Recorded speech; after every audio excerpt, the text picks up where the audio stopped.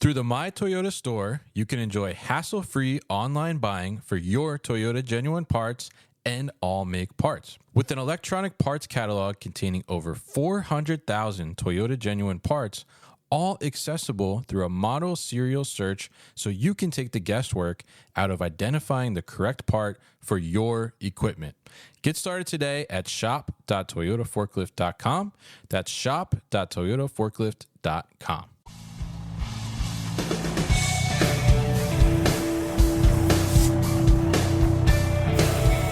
The New Warehouse Podcast, hosted by Kevin Lawton, is your source for insights and ideas from the distribution, transportation, and logistics industry.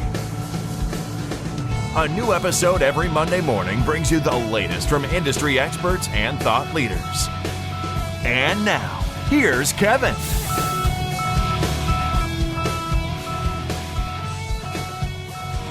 Hey, it's Kevin Lawton with the New Warehouse Podcast, bringing you a new episode today. And on today's episode, I am going to be joined by Mike Robinson, who is the head of retail solutions and a founding member of the Eighth Notch. And we're going to dive into what is the Eighth Notch and how they're addressing some of the problems around delivery coordination, especially in the last mile around e-commerce deliveries, and how that's having an impact on sustainability. And we're going to hear about how the negative impact in the current situation and current state is. And then we're also going to hear how the Eighth Notch is helping to address that and make that impact less from a sustainable perspective.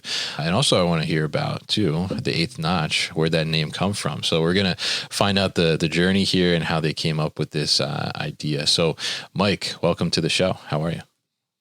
Thank you, Kevin. I'm glad to be here.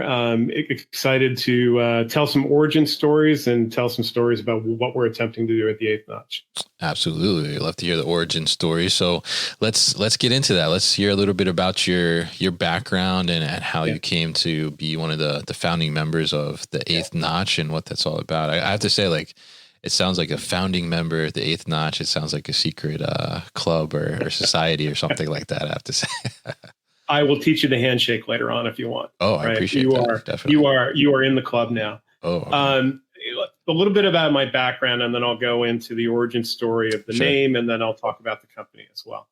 My background, I am, as I've described to others, I'm an accidental retailer. I came out of college thinking I was going to Wall Street, and one thing led to another, and all of a sudden I'm in consulting and I'm focused on the retail industry. And so for the better part of the last 25 years, I've been focused on e-commerce, and whether it be from a consulting standpoint, whether it be from an operating standpoint, or whether it be from a partner standpoint, my job has been, trying to figure out how to make e-commerce bigger and better, right? I had operating roles at the Gap where we were, the most successful channel that was there. And then I ended up going over to Macy's and I led the channel there, which I had the good fortune of being aboard when we expanded the business from 700 million to 7 billion.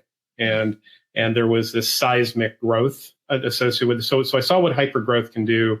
I saw the impact it can have. I saw the decisions needed in order to be able to do that, and some of the corners that you would cut associated with that in terms of growing. So as I transitioned out of operating roles, and I had an opportunity to, kind of take a step back and think about phase two of my career, one of the things that I wanted to do was, all right, you can make it big, but can you make it better?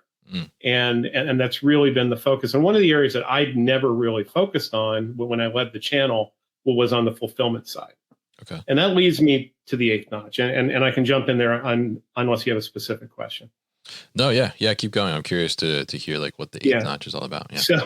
So a very good friend of mine who was in the retail industry as well, and had recently, stepped away from his operating role, but he has much more of a logistics background. We were together and we were in his neighborhood, and we saw a delivery truck drive by, and he said, "How often does that happen?" And I said, "Well, I live in San Francisco. It's every day, right?" Oh, yeah. I mean, I live on, a fairly non-traffic street unless it is for delivery trucks, and that's across the board. That's the FedExes, the UPSs, the Amazons, the OnTracks, the DoorDashes, et cetera.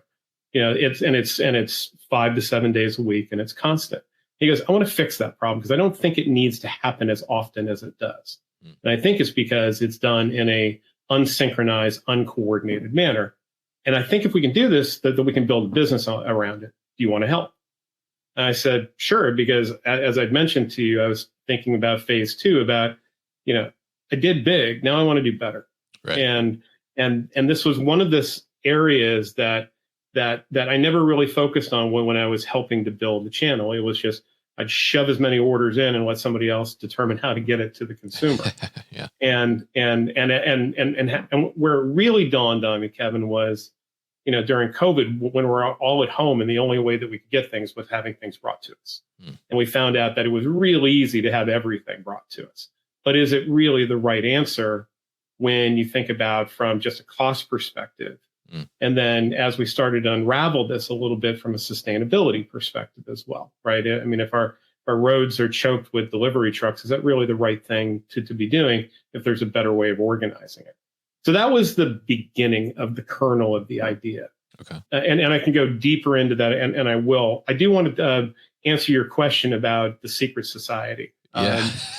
It's not a secret society. The eighth notch is actually an homage to the founder's father. His father was in the railroad business, and he actually was an engineer.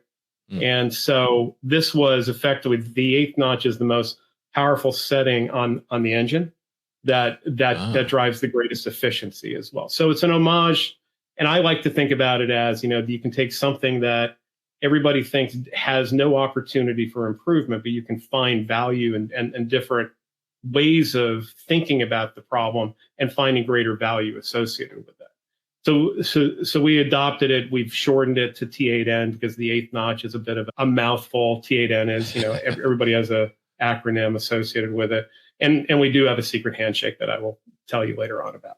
Okay, we'll take that off the recording offline there. We don't want everybody to know that's handshake. But yeah, I mean, I think it's very interesting. I mean, to hear that journey. And I love too that you looked at it from the perspective of like, okay, I've done the really big and now like I want to do better, and like how do I focus in on making some of these parts of the really big things that are happening, how do I make some of these parts better? And I think it's very interesting there. And so I mean, I'm curious in that regard, as you looked at this problem, right, where you see that these delivery trucks, and you're absolutely right. I mean, I'm not in the most populated area where I'm at. There's a lot of farms around me and things like that, but still, like those delivery trucks, I see them, they're coming every day. I mean, and so much so that, people around me, they have boxes like just in their front yard specifically for deliveries, right? So the frequency of deliveries, I mean, is certainly there no matter where you are, but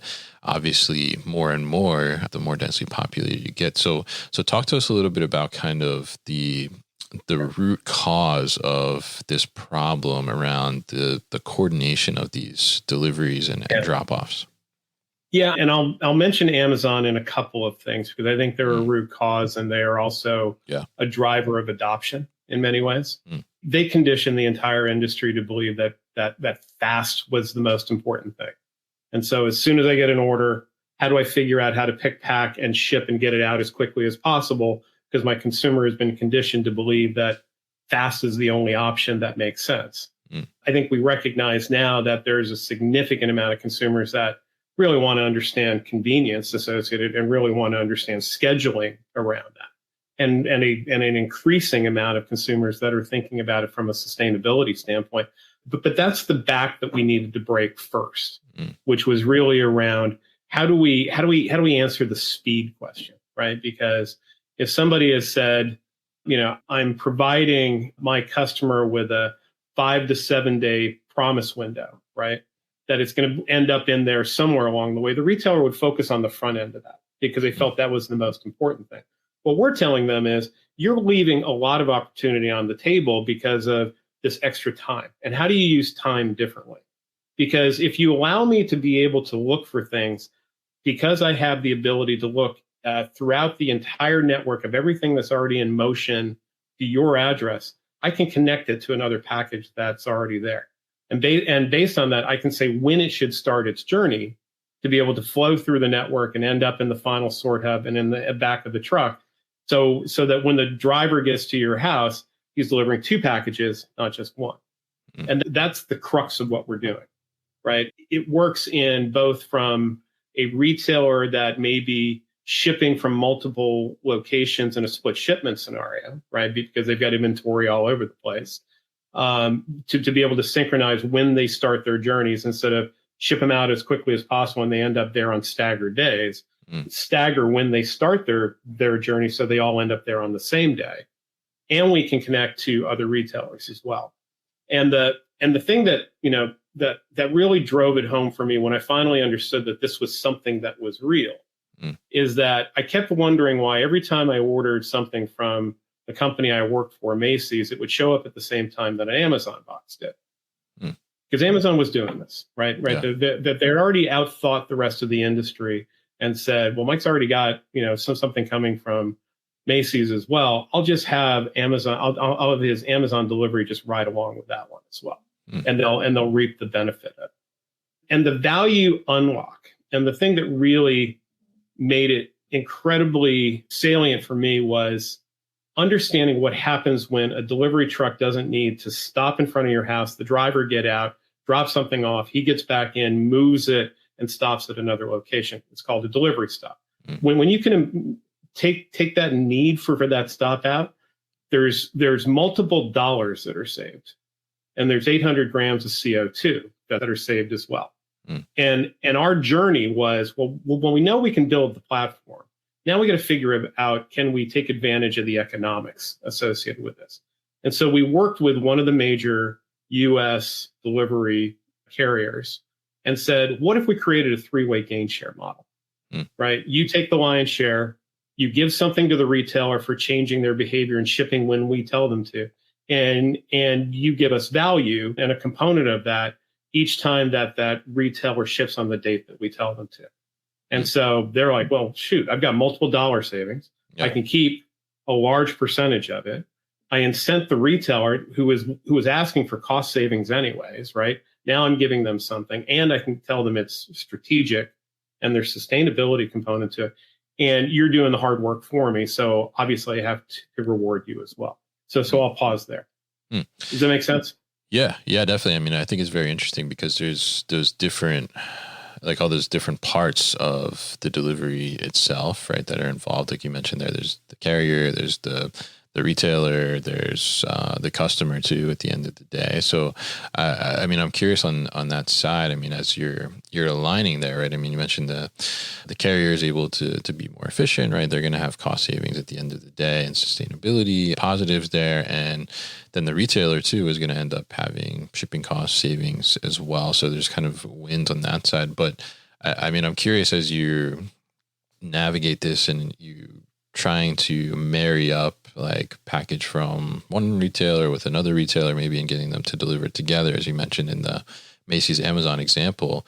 I mean, how does this get, I guess, presented, or how does the consumer see this? Like, are they aware that this is happening? Is this something they have optionality around, or what does that look like on the consumer side?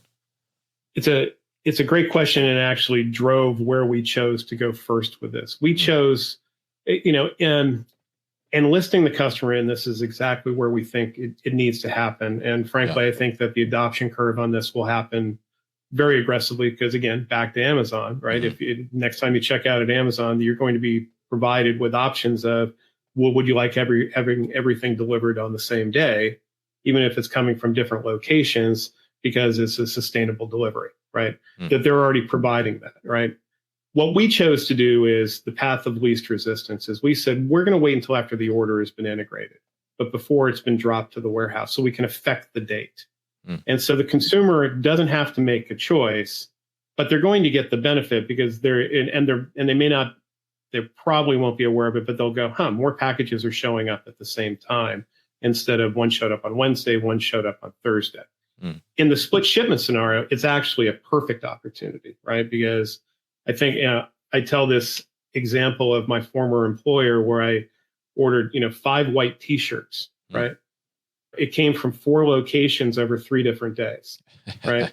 Right. And you would think, a basic item like 5 white T-shirts should come in one box, right? It was the craziest thing. But my former employer said, well, but ship as quickly as possible in an uncoordinated way. In this case, it would be 5 white t-shirts would come from 4 locations, but it would show up on one day, right? Because all the boxes would show up at the same time, and they would get a significant benefit financially from that, and also a sustainability piece.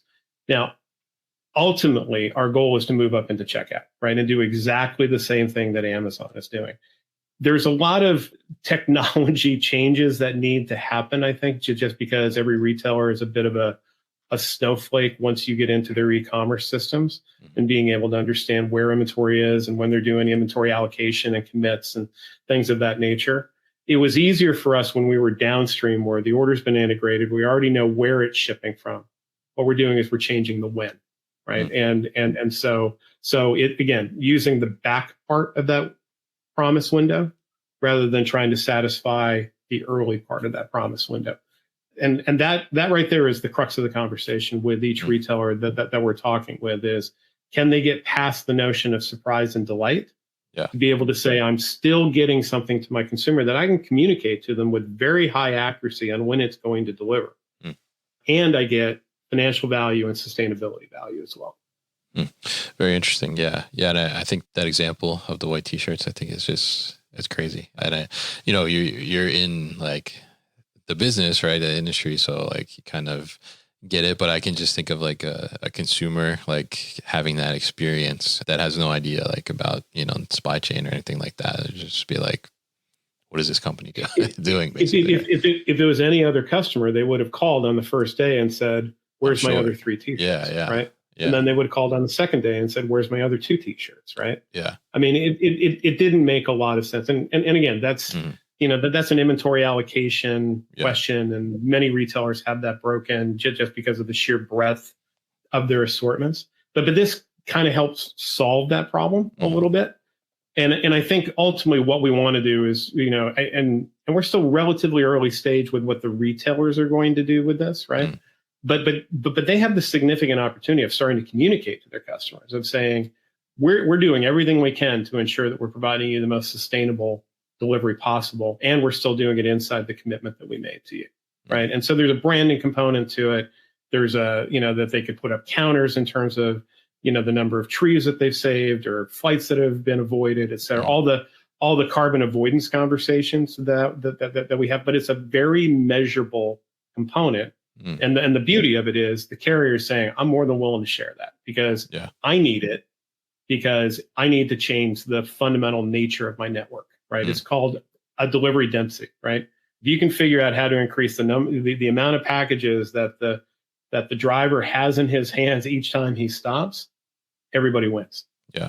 Yeah, absolutely. And I think it's very interesting. I mean, to be able to do that and help to streamline that. And it makes total sense, like the positive impact it can have all around. And I'm curious, I mean, you're consolidating, I guess, shipments in a sense at some point, right? So is that happening on the carrier side? They're doing the consolidation to make sure that delivery comes together, or the retailer's holding back, or where does that actually come together? I mean, especially in the example, like if it's coming from 2 different locations, like how does that marry up?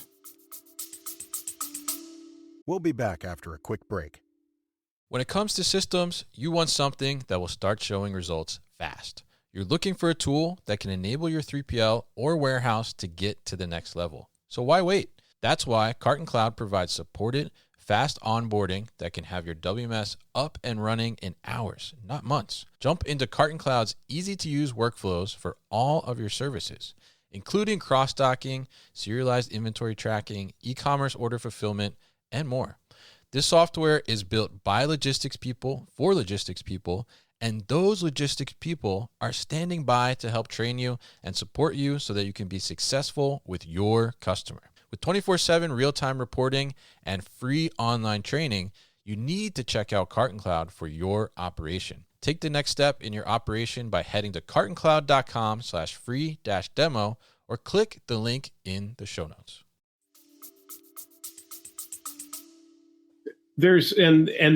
And this is where our platform comes into place, because this is the math component that we've put in it and the AI component associated with it. Basically, what we're saying is we know with high predictability that once a package starts its journey, when it would end its journey, right? Based on its origin and its destination. That those are well-known transit tables that the carrier has that have a very, very high accuracy factor in the mid to high 90s, right? Outside of natural disasters and weather and things of that nature.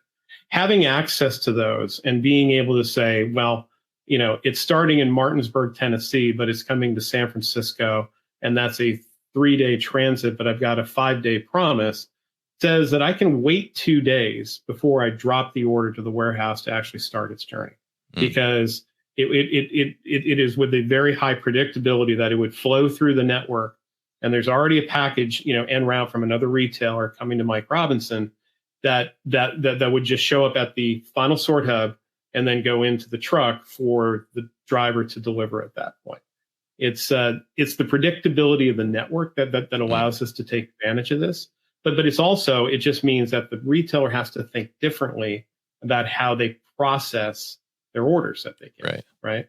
And look, that there's a question around canceling orders, loss orders, inventory moves, right? I mean, that this gets harder when you take it down to a store from a fulfillment perspective, just because of the depth of inventory. But when you're talking about large warehouses and mega centers, this is a better way of scheduling work as well, which is another impact that I'll talk about, is that somewhere between 15 and 20% of the time, it's no longer first in, first out, right? It's a scheduled amount of work that becomes kind of this repetitive pattern as you go through the work week. And ultimately, we believe that the more and more that people adopt, this number continues to increase, where a warehouse operation becomes more scheduled than frantic, right? Right. In terms of trying to, I got 100,000 orders yesterday. I got to get 100,000 orders out today. My capacity is 100,000 orders. What's the best combination of them in order to be able to create the most value? That's where we're headed, right? From a warehouse operation perspective. I told you where we're headed from a consumer perspective. And it's already what we're doing has significant impact on the carrier side in terms of being able to allow them predictability throughout their network as well. Yeah, very interesting. And I think it's great that it's touching on, I guess, like both sides of the table, you could say there, where, it's giving that carrier more predictability and it's really relying on the predictability of that network, but then also communicating that to the operation itself on how to exactly execute, basically. So, I'm curious there. Who is your customer? Is your carrier like the customer, or the retailer is the customer? How does that kind of come into play, and where does like the eighth notch ultimately get implemented? Sure. No, it's the second question that people have to kind of get their heads around, right? Right. Because that's a bit non-traditional in terms of the approach that we took with it, right? Obviously the model that we took was a little non-traditional in terms of the three-way gain share, and our go-to-market strategy was a little non-traditional as well. Our primary customer is the carrier, right? Right. We go to market through the carrier. We are, effectively white labeled. It's a solution that they are positioning in their major accounts. Okay. It allows them to do things from a cost savings perspective, from an innovation perspective, from a sustainability perspective, from a win back perspective if they want to switch. You could guess which of the two carriers that we're in business with. You'd be right half of the time and wrong half of the time. It's one of those two big guys, right? I'm just still under a significant NDA, so I can't quite mention who it is. But it's something that they've openly discussed in their own earnings calls of a important drive to get to delivery density, because it has ripple effects throughout the network in terms of capital allocation and efficiency and labor contracts and things of that nature, where, that they've estimated that if they could increase this delivery density by 10%, it's hundreds of millions of dollars of operational savings on an annual basis, which is, several pennies of EPS for them, right? So it's a big initiative. Now, what we do is our contract is with them because that's how we get paid. They position with the retailers either directly or through one of their contract negotiations, or as something that we are bringing to you as innovative and different and something that you should contemplate. We do a cost-free implementation to the retailer. We don't charge them for that. We don't charge the carrier either. Our compensation is once we get live. Yeah. We will work directly with the retailer and implement it either in their order management system before it drops, or in the warehouse management system before it creates work. Because what we're doing is creating a date to go pick, pack, and ship. And so we will virtually hold the order there until it's ready to be worked. So our model is go to market through the carrier. We are paid through the carrier. We work with the retailer from an implementation directly with integrating into their system. And then it becomes a relationship that the carrier and the retailer work on in terms of the incentive that they get. And there's a myriad of incentive models that have been put in place. Interesting. Yeah. I mean, I think it's interesting, and obviously, it sounds like it's to the benefit of the carrier to want to push that out to their customers and clients to be able to have that more predictability, and also that density and reduce the frequency that they're going to the same location, right? And overall resulting in that cost savings and obviously the reduction on the impact to the environment as well, I think is super important. So it's a very interesting approach and very interesting way to look at it. And I think it's super interesting to understand, like, I guess we could say maybe the lack of coordination prior to, and how this is coming in to give more sophisticated coordination to it with everybody benefiting at the end of the day. So, I mean, as we look at this, the eighth notch, and we look at just delivery coordination, I guess, as a whole, and we look into the future, I mean, what does that look like? Yeah, it's a multi-prong and a multi-directional future. I mean, I think what we're doing right now, the first thing is we're doing exact address match, but there's an opportunity to do proximity match, right? Like I live in an urbanly dense area here in San Francisco, and I watch the driver when he stops. He stops and he services 3 houses, right? Yeah. He services one to the left, he services mine, and he services one to the right. That becomes an opportunity as well, because that's something that we're not doing, right? Multi-unit apartment buildings, the same type of thing, right? You've got the verticality component of that as well. And being able to say everything going to this apartment building, regardless of the apartment number, right, becomes a density option, because, effectively some days the truck could probably just pull up and say, this is my only stop of the day. And then what we're really looking at is, route compression, right? Trying to figure out how to minimize, the number of stops that happen on a route, maybe the number of days that the routes are actually done, right? I mean, we're seeing, carriers right now, and you may be experiencing this, where there are zip codes where they're saying, we're only going to go there 3 days a week. It's just not cost effective to go there 5. Yeah. Now, if they only went there 3 days a week and we could still get everything that was going to be delivered there in the next 7 or 8 days, then there would be even greater value associated with that. So that's what happens, I think, from the address backwards. I think what we're looking at in terms of how the carrier partner could use this, I mean, it boggles my imagination when I think about just that simple coordination of when the package starts its journey has this ripple effect throughout the entire network in terms of how much more efficient it could operate if there was significant volume that was being done at this, right? You're talking about, sort hubs would operate differently. You would talk about planes would operate differently. You would talk about pickups would operate differently. And as we mentioned, you go all the way back to the retailer, that they may focus on how they operate their warehouse differently, because it's not about, I've got capacity of 100,000, but I've got capacity of 100,000, and this is the right mix in order to take advantage of everything that's available. We talked about going upstream into, checkout and providing this option at checkout, so it becomes the consumer is enlisted to be able to make this choice. And I think that's where the next super big unlock is, right? Because we're doing this downstream, but that there are statistics all over the place that say greater than 50%, greater than 60%, greater than 70%, based on the conditions, are saying if you offer me something that sounds like it's better for the earth, I'm more than willing to listen. And I'm more than willing to wait, right? If that just means a day or two, what's a day or two when I've got this constant onslaught of boxes when I don't know what's coming when, right? Yeah. There will always be times you want to upgrade, right? Because you need it fast.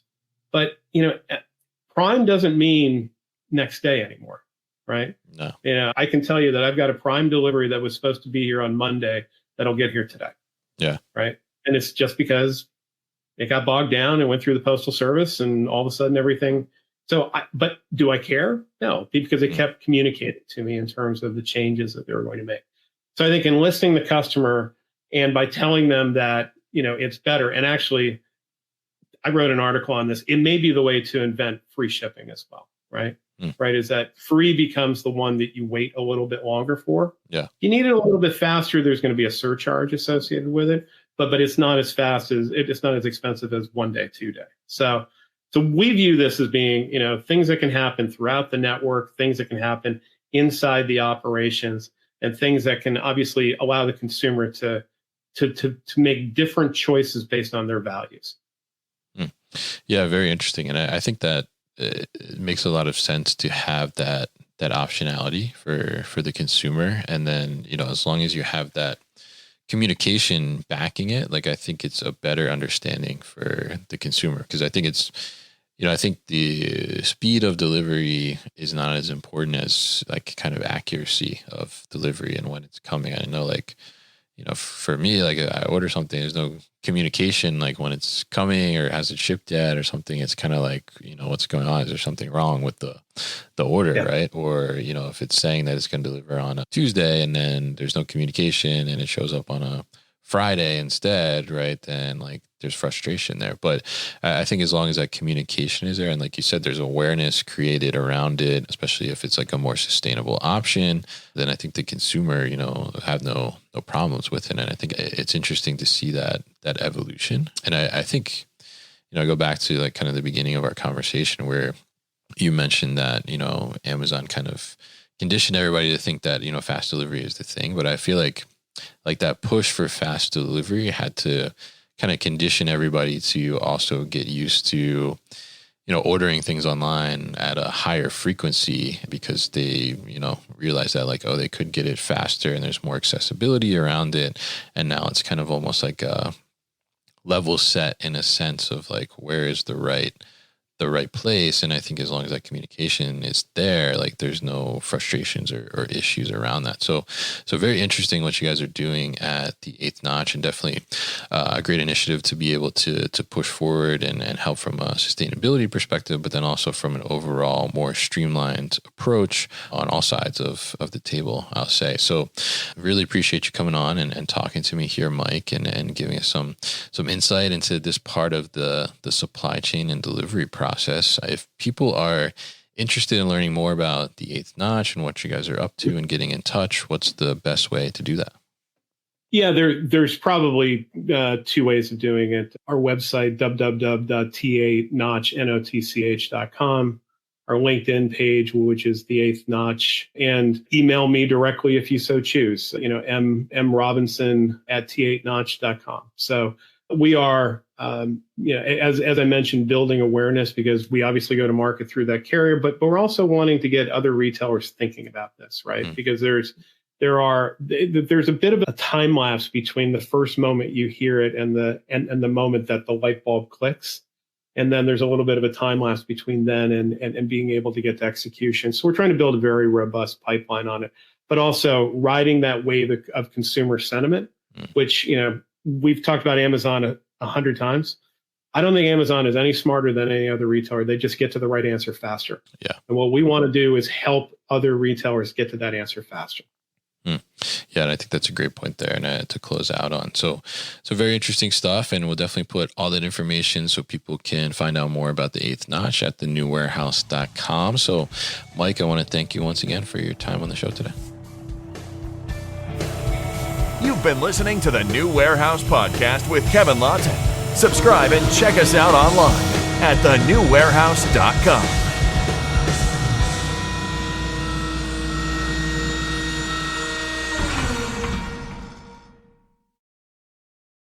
Enjoyed this episode? Make sure you are subscribed to the podcast, and for more content from the new warehouse, find us on LinkedIn and YouTube. Links to subscribe can be found in the show notes, and for everything The New Warehouse, head to thenewwarehouse.com.